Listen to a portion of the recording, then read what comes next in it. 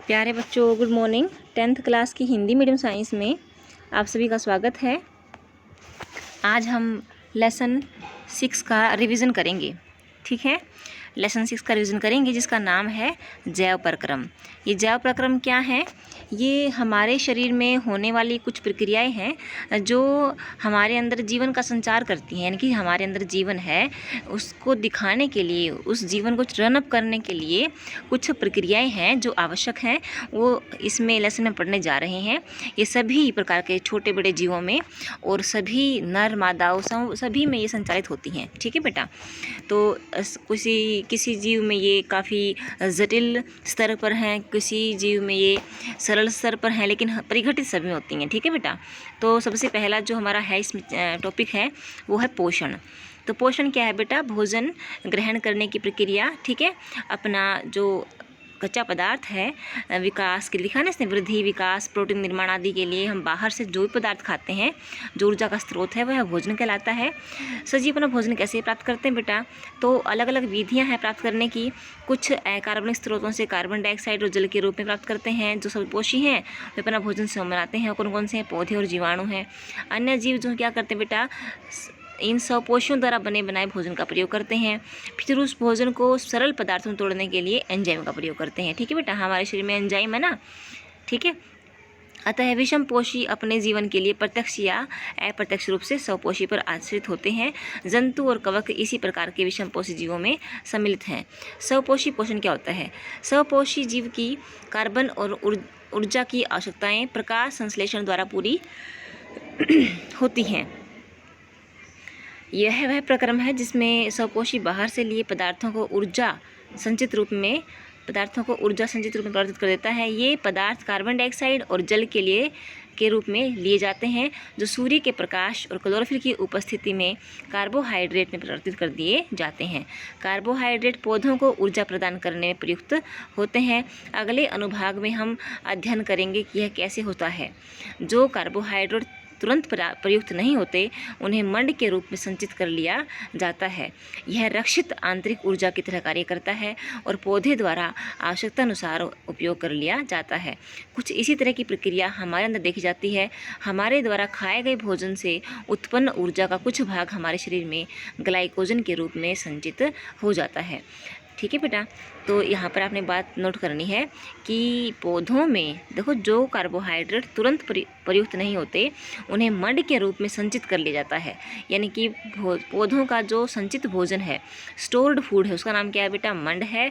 और मनुष्य में, हमारे शरीर में स्टोर्ड फूड का नाम क्या है? ग्लाइकोजन है। ये प्रश्न बहुत ज़्यादा इंपॉर्टेंट है। ठीक है बेटा, इसका आपने ध्यान रखना है। देखिए एक बार, क्या है इसने? ग्लाइकोजन। ठीक है ना, ग्लाइकोजन बताया है।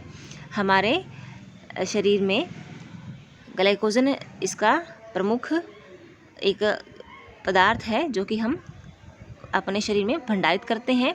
तथा पौधों में जो भंडारित भोजन है वह कौन है बेटा? मंड है। हमारे शरीर में ग्लाइकोजन और पौधों के शरीर में मंड जो है वो संचित भोजन है। ठीक है,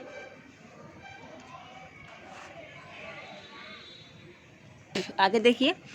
अब हम देखते हैं कि प्रकाश संश्लेषण में वास्तव में होता क्या है बेटा। इसमें क्लोरोफिल द्वारा प्रकाश ऊर्जा को अवशोषित किया जाता है। प्रकाश ऊर्जा को रासायनिक ऊर्जा में बदल दिया जाता है और जल अणुओं को हाइड्रोजन और ऑक्सीजन में अपघटन कर दिया जाता है। कार्बन डाइऑक्साइड का जो अपचयन है बेटा वो कार्बोहाइड्रेट में हो जाता है। यह आवश्यक नहीं कि एक के बाद दूसरा तुरंत हो। ठीक है बेटा, ये आगे पीछे भी हो सकते हैं। उदाहरण के लिए, जो पौधे मरुस्थल पाए जाते हैं उनमें पौधे कार्बन डाइऑक्साइड रात को लेते हैं और एक मध्यस्थ उत्पाद बनाते हैं। दिन में क्लोरोफिल ऊर्जा अवशोषित करके अंतिम उत्पाद बनाता है। ठीक है, आइए हम देखेंगे उपरोक्त अभिक्रिया का प्रत्येक घटक प्रकाश संश्लेषण के लिए किस प्रकार आवश्यक है। देखिए बेटे, इसमें कुछ क्रियाकलाप करके दिखाएगा। ये हम पहले कर चुके हैं। तो आपने क्रियाकलापों में देखना है कि किस प्रकार से कार्बन डाइऑक्साइड ज़रूरी है, किस प्रकार से जल ज़रूरी है। ठीक है, तो हम आगे देखते हैं कि पौधों में गैसों का आदान प्रदान किस प्रकार होता है। तो पौधों में गैसों का आदान प्रदान आपको दिख रहे हैं, ये ओवल शेप के राजमा के आकार के दिख रहे हैं, ये येलो कलर के। ये जो हैं ये रंध्र हैं, स्टोमेटा बोलते हैं इनको बेटा। और ये जो है गैसों के आदान प्रदान के लिए क्या है? छिद्र हैं जो कि पौधे इनका प्रयोग करते हैं, इनको हम रंध्र कहते हैं। और जैसे ही इनका पानी बाहर निकलता है तो ये ढीले हो जाते हैं और सिकुड़ जाते हैं द्वार कोशिकाएं, और छिद्र बंद हो जाता है, रंध्र बंद हो जाता है। इसी प्रकार बेटा जो पानी जब इनके अंदर एंटर करता है द्वार कोशिकाओं में, तब यह जो द्वार कोशिकाएं हैं वो फूल जाती हैं और फूल के मुड़ जाती हैं, और इस प्रकार से रंध्र खुल जाते हैं। तो दिन के समय रंध्र खुल जाते हैं और रात के समय रंध्र बंद हो जाते हैं। आगे देखिए, विषम पोषी पोषण। विषम पोषी पोषण की जैसे कि हमारे शरीर में है, प्रत्येक जीव अपने पर्यावरण के लिए अनुकूलित है।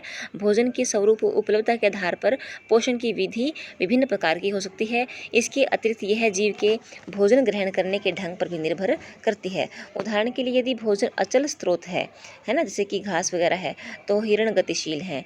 दोनों प्रकार के भोजन का अभिगम का तरीका अलग अलग है। तथा गाय और शेर किसी पोषक उपकरण का उपयोग करते हैं। किस पोषक का उपकरण का उपयोग करते हैं? जीवों द्वारा भोजन ग्रहण करने और उसके उपयोग की अनेक युक्तियां हैं। कुछ जीव भोज्य पदार्थों का विघटन शरीर के बाहर करते हैं, ठीक है ना। ये मक्खियाँ देखी हैं, फफूंदी, यीस्ट, मशरूम, जो हमारी ये कवक है ना, फफूंदियाँ हैं, ये क्या करती हैं? अपने भोजन का अपघटन, पाचन शरीर के बाहर करती हैं। और जैसे कि हमारा शरीर है, कई और उदाहरण हैं, उनका पाचन, जो भोजन का पाचन है, उनका शरीर के अंदर होता है, ठीक है। आगे देखिए, जीव अपना पोषण कैसे करते हैं। तो बेटा ये आपको दिखाई, इसमें लिखा हुआ है कि एक कोशिक जीवों में भोजन को पूर्ण तरह से ढक लेते हैं। जैसे कि जीव और जटिल होता जाता है, उसके शरीर में अलग अलग अंग हो जाते हैं।